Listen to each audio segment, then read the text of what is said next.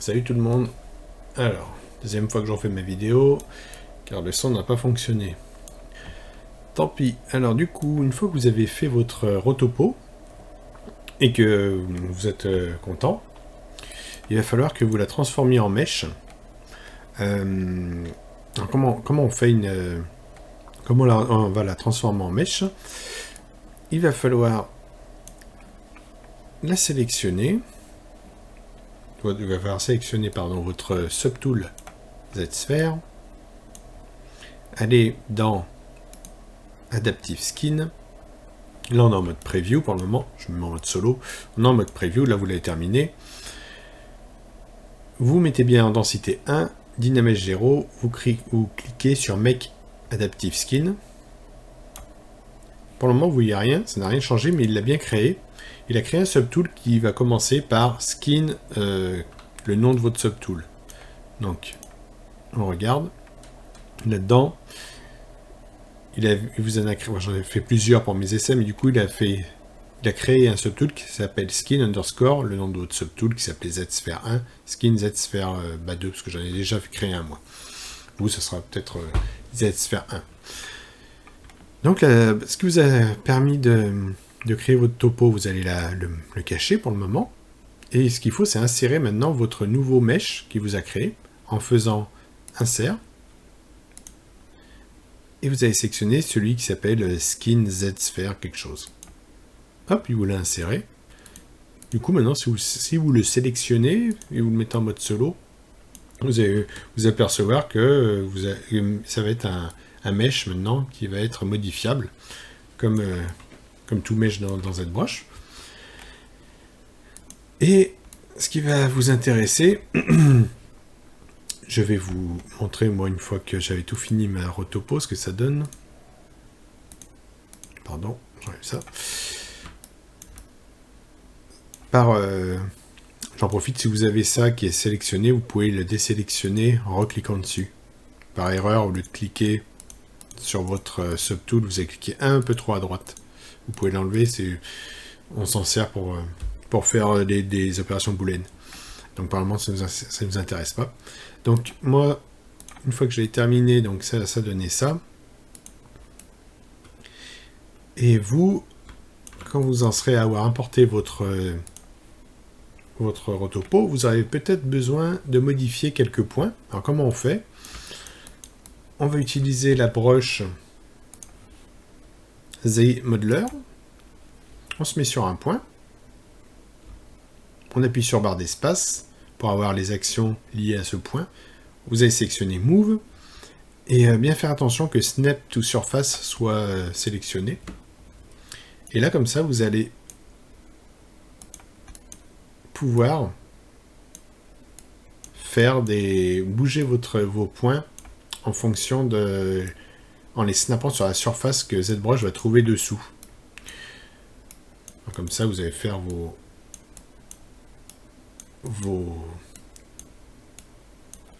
détails, vos finesses. Ça va venir se coller sur sur le mesh. Et vous allez aussi, donc du coup, aussi pouvoir les faire bouger. N'oubliez pas que si vous avez un gros pinceau, ça va bouger les points qui se trouvent à l'intérieur de ce pinceau. Donc parfois ça peut être gênant d'avoir un pinceau trop gros, donc vous pouvez le diminuer. Oui, je vais vous montrer quelque chose d'autre aussi. Alors, on va faire comme ça. Si par exemple vous voulez bouger un point, mais vous n'y arrivez pas, voilà, il y arrive. Je voulais cacher mon point à l'intérieur de mon mesh et essayer de le bouger. Là, il n'arrive pas à le choper, vous voyez. Si vous avez ça, vous aussi, vous pouvez utiliser le mode... Oh ben, je l'ai même supprimé sans faire attention. CTRL Z, ça ne marche pas non plus. Ben, comme ça, on va profiter pour voir le bridge. Vous mettez sur un edge, vous demandez les actions. Dans B, il y a bridge. Et vous allez sélectionner bridge de là pardon, de là à là. J'avais pas vu que j'en avais supprimé 2. De là à là. Ok. De là à là. Pour lui redonner le même polygroupe, vous faites CTRL W. Et pour éviter de faire ce que je viens de faire, c'est-à-dire se faire des suppressions un peu aléatoires, vous pouvez lui dire de ne rien faire quand vous êtes sur une face, par exemple, avec D dans Do Nothing. Ça vous évite de faire comme je viens de faire des erreurs de misclick et que ça fasse une suppression ou que ça fasse une autre action selon ce qui aura été défini là-dedans auparavant. Vous pouvez faire pareil pour les edges, vous avez Do Nothing, sur les points pareil. Alors, sur les points, nous, on va surtout utiliser Move avec le Snap Surface qui va être tagué. Et là, vous voyez, toujours pas, celui-là, normalement, il veut pas me le prendre, parce qu'il est à l'intérieur du mesh, il n'arrive pas à comprendre ce que je veux. Quand on voit, vous voyez, il est à l'intérieur. Vous pouvez appuyer sur Ghost, et là, normalement, il devrait comprendre que vous mettez un peu en mode fantôme votre mesh, et ça lui permet d'aller choper le point qui est dans le mesh. Donc voilà pour ce qui est des snap surface des points. Vous pouvez bien sûr rajouter une edge loop si vous en avez besoin. Vous mettez sur une edge comme ça, vous demandez les actions, vous mettez Insert, vous cliquez, et là vous aurez une edge loop qui a été créée. Donc après, il faut regarder que vos points soient bien snappés sur votre surface. Et ensuite, une fois que vous avez ça, je le mets en solo, vous pouvez indiquer avec des crises, comme j'ai fait là, quels vont être vos edges que vous souhaitez garder en mode dur. Donc moi j'ai sélectionné ce qui représente ma lame. J'ai sélectionné aussi le dessous là qui va rester dur, les anneaux et le contour de mon bout de pommeau. Donc pour faire ça, pour le dire à une edge qu'elle doit rester en dur, vous mettez sur une edge, vous appuyez sur la barre d'espace, vous sélectionnez Crease. Cette option-là, il va vous dire, ça va être l'option pour sélectionner une par une les crises, c'est-à-dire tac, tac, tac. Pour les désélectionner, c'est Alt, pardon, clac, clac, clac. Et sinon, vous avez Edge Loop partiel qui peut vous permettre de faire des crises sur une ligne continue.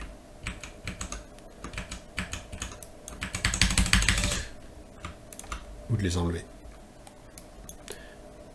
Donc voilà où est-ce que j'en étais. Et ensuite, ce qu'il va falloir faire, c'est exporter cette hache que vous avez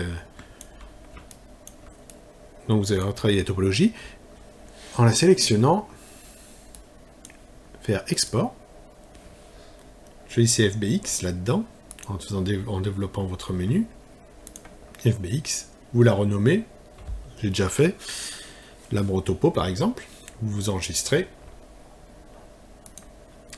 et ensuite, on va ouvrir Blender, qui est là. Alors, comme ma vidéo j'avais déjà faite, mon travail est déjà fait. File, Import. Choisissez FBX. Vous attendez qu'il cherche un petit peu. Vous sélectionnez ma lame low poly, celle que vous venez d'enregistrer, d'exporter de ZBrush. Il va vous l'importer. Vous allez sûrement être dans ce mode-là au départ. C'est le mode objet. Et une fois qu'elle est importée comme ça, eh bien, on va délimiter ce qu'ils appellent les cimes, les coutures, par rapport aux edges qui vont nous servir au dépliage UV. Donc, avec ce petit icône, on peut passer en... celui-ci, on va passer en Edit Mode, d'abord. Et on va sélectionner les edges à partir desquels on souhaite découper notre hache. Donc moi, elles ont déjà été sélectionnées. Donc c'est tout ce qui est rouge. Alors comment on fait pour sélectionner une edge et la mettre en sim? Vous cliquez d'abord sur quel mode vous souhaitez être, en point, en edge ou en face. Mettez en edge. Et puis vous allez sélectionner soit une par une avec majuscule, comme ça, toc, toc, toc, toc, toc. Voilà vos edges, donc par exemple celle-ci, celle-ci, celle-ci, celle-ci, celle-ci. Je vais vous en faire sur une démonstration sur une qui n'a pas été modifiée. On va prendre par exemple celle-là, celle-là, celle-là, celle-là. Une fois que c'est sélectionné, c'est en orange, vous faites un clic droit et vous lui dites marque sim. C'est-à-dire marquer ces edges comme future couture. Lui, du coup, Blender va savoir qu'il va pouvoir, lorsqu'on va déplier les UV, découper le long de cette ligne. Là, ça ne me plaît pas, donc ça va vous montrer aussi comment on peut faire l'inverse. Je resélectionne ma ligne, clic droit, et ça va être Clear Sim. Ok, bien compris. Lorsque vous voulez sélectionner une sim, des edges qui se suivent à la queue leu comme ça, par exemple là je vois que ça se suit, c'est-à-dire qu'elles se tiennent la main, là, elles sont continues. Vous cliquez sur la première, vous regardez où est la dernière, à peu près par là. C'est de suivre, ok. Vous appuyez sur CTRL et vous cliquez. Et là il va vous tirer un trait tout droit. Donc ça peut être plus rapide. Lorsque vous avez des sims qui font le tour, comme ici, là j'ai marqué par exemple des coutures. Quand je dis sim ou couture, c'est pareil. Hein. Parfois je dis l'un ou l'autre. Pas très organisé dans ma tête. Donc, si vous sélectionnez un cercle complet, là on a un cercle complet tout le long, il n'y a pas de fourche qui vient comme ça, là, qui vient faire un triangle. Donc il va comprendre. Alors comment on fait? C'est perdu, c'est l'autre. Il faut que vous fassiez Alt et majuscule appuyé et vous cliquez sur une edge et vous sélectionnez l'anneau. Et si vous voulez sélectionner en mode inversé, pas inversé, mais là on va dire en mode en longueur, c'est Alt majuscule.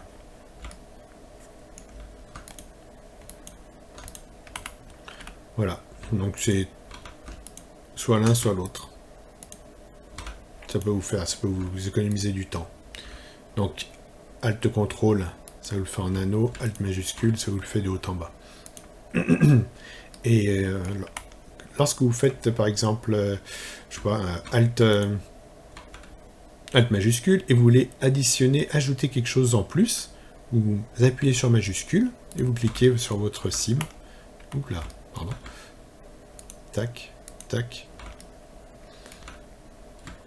Là, vous faites, par exemple, Alt majuscule, ça va vous faire ça en plus. Clic droit, marque sim. Du coup, là, vous avez donc désigné toutes les edges qui vont représenter vos coutures. Ce qui est en violet, c'est les edges que vous avez marqués dans ZBrush comme crease, comme dur, pour info. Et maintenant, une fois que vous avez marqué toutes vos coutures, vous allez vous mettre en mode polygone. Vous appuyez sur A pour tout sélectionner. Vous faites clic droit. UV Unwrap Faces. Vous cliquez sur Unwrap. Et ensuite, pour aller voir ce que ça a donné, vous avez une fenêtre spécialement faite pour les UV. Et du coup, il vous a déplié votre hache. Je reviens en mode 3D.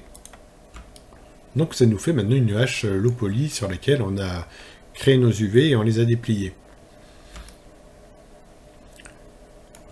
À partir de là, on va pouvoir la réexporter dans FBX et l'importer de nouveau dans ZBrush afin de pouvoir lui appliquer, lui faire comment ça s'appelle? Ce qu'on appelle un... Pas un transpose, ah, j'ai mangé le nom. Un project. On va pouvoir projeter tous les détails et tous les petits sculptes qu'on a fait de notre hache sur celle-ci. Donc on va faire ça dans la prochaine vidéo. Puis on verra qu'on aura peut-être quelques petits arrangements à faire selon comment on va récupérer cette hache, parce que entre deux fois Blender, entre DS Max, ZBrush, on n'a pas les mêmes interprétations des axes et des échelles. Donc je vous dis à la prochaine.